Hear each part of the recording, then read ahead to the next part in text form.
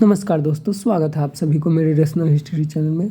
तो आज हम बात करने वाले हैं गुलामगिरी के बारे में, जो कि इससे पहले पिछले वीडियो में हम आपको क्योंकि पिछले वीडियो में हमने आप सभी को उनकी विषय सूची के बारे में बता दिए थे, जिसमें कि कितने विषय में क्या क्या लिखा है और किसके बारे में लिखा है।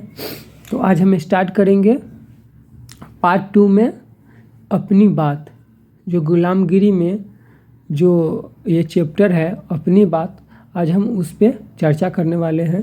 तो आप लोग से निवेदन है कि आप इस वीडियो को अंत तक जरूर सुनें। 3 महापुरुषों को नव महाराष्ट्र का शिल्पकार कहा जाता है, जिनके नाम है महात्मा ज्योतिराव फूले, राजसी साहू महाराज तथा डॉक्टर बाबा साहेब अम्बेडकर। इन महापुरुषों को महाराष्ट्र ही नहीं अपितु नए भारत के शिल्पकार कहने में कोई अतियोक्ति नहीं होगी। वे लोग सही अर्थों में समाज सुधारक थे। उनके जन कल्याणकारी कार्य तथा विज्ञानवादी विचार मानवता का चिरकाल मार्गदर्शन करते रहेंगे। इस देश में व्याप्त वर्ण व्यवस्था व जाति व्यवस्था ने सामाजिक जीवन के ताने बाने को छीन भिन कर दिया है। समस्त समाज जाति के खेमों में विभक्त है, जिनके कारण आपस में भाईचारे का अभाव स्पष्ट दिखाई देता है। यह अभाव बच्चों को लोकतंत्र के मार्ग में अवरोध है और इसी कारण यह देश राष्ट्र नहीं बन पाया है। सन 1873 में ज्योतिराव फूले ने गुलामगिरी नामक पुस्तक प्रकाशित की थी, जिसे आज 150 वर्ष होने जा रहे हैं। इस पुस्तक में महात्मा फूले ब्राह्मणवाद पर कठोर प्रहार करते हैं। वे कहते हैं, ब्राह्मणवाद के कारण देश का शूद्र तथा अति शूद्र आज भी बौद्धिक, सामाजिक, धार्मिक तथा आर्थिक दृष्टि से गुलाम है। तथा उन्होंने मनुस्मृति का एक श्लोक भी यहाँ पे बताते हैं। मनुस्मृति का श्लोक 1 से 130 तक कहता है, शिक्षा का अधिकार केवल ब्राह्मण को है। इसीलिए महात्मा फूले गुलामगिरी में ब्राह्मणवाद को मानवता के लिए अभिशाप बताते हैं। महात्मा ज्योतिबा फूले जी कहते हैं कि विद्या बिना मति गई और मति बिना नीति गई, नीति बिना गति गई और गति बिना बीत गया, बीत बिना शूद्र पिछड़ा। इतना अनर्थ अकेली विद्या ने किया। वे यह भी कहते हैं कि अंग्रेजों के आने से शूद्रों एवं अति शूद्रों के लिए शिक्षा के दरवाजे खुले हुए। ज्योतिबा फूले जी कहते हैं कि जब भारत में अंग्रेज आया तब जाकर जो शूद्र है एवं अति शूद्र है उनको शिक्षा का रास्ता खुला। यानी आज के जो ओबीसी, एससी और एसटी है, उन लोगों को पढ़ने का अधिकार नहीं था। तो जब अंग्रेज भारत में आता है तब इन वर्णों को पढ़ने का अधिकार मिला। उन्होंने इस पुस्तक में धर्म ग्रंथों का तार्किक परीक्षण किया है। वे काल्पनिक पात्र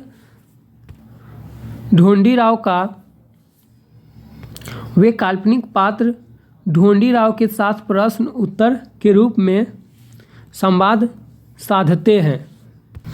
तो दोस्तों यहाँ पे एक बात आती है, वह नाम है ढोंडीराव। उन्होंने इस व्यक्ति को एक कल्पना के तौर पे रखे हुए हैं। वहाँ पे कोई ढोंडीराव नाम का कोई व्यक्ति नहीं है, लेकिन वहाँ पे उनको इसलिए रखे हैं कि उनसे प्रश्न एवं तर्क वितर्क कर सके, इसीलिए उन्होंने एक नाम दिए हैं ढोंडीराव का। संवाद की यह शैली पाठकों को बहुत ही प्रभावित करती है।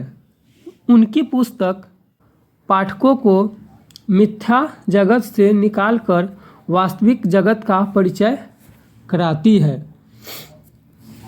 इस पुस्तक में अनुवादक की अपनी बात को छोड़कर महात्मा ज्योतिराव फूले ने 1873 में जैसी पुस्तक प्रकाशित की थी, ठीक वैसी ही जस की तस पुस्तक पाठकों की समक्ष प्रस्तुत की गई है। गुलामगिरी के प्रथम प्रकाशन को 150 वर्ष होने जा रहे हैं। उनके महत्वपूर्ण को देखते हुए सुधीर प्रकाशन के भाई सुधीर गवली ने बहुत कम समय में गुलामगिरी के हिंदी अनुवाद को सुधी पाठकों के समक्ष प्रस्तुत किया है। अतः उनके प्रति हृदय से आभार व्यक्त करता हूँ। तो दोस्तों, यह जो हम अभी जो चैप्टर पढ़े हैं दोस्तों, यह जो अपनी बात चैप्टर है, यह वह लोग लिख रहे हैं जो इस पुस्तक को छापा है।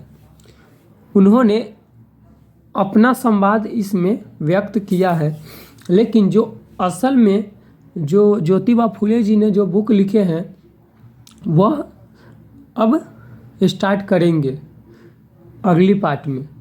तो आज बस इतना ही तक। आप सभी को अगर यह वीडियो अच्छी लगी है तो प्लीज़ लाइक एवं सब्सक्राइब करें और सपोर्ट करें और कमेंट में ज़रूर बताएं। और जल्द ही मैं आप सभी के लिए पार्ट 3 लेकर आऊँगा।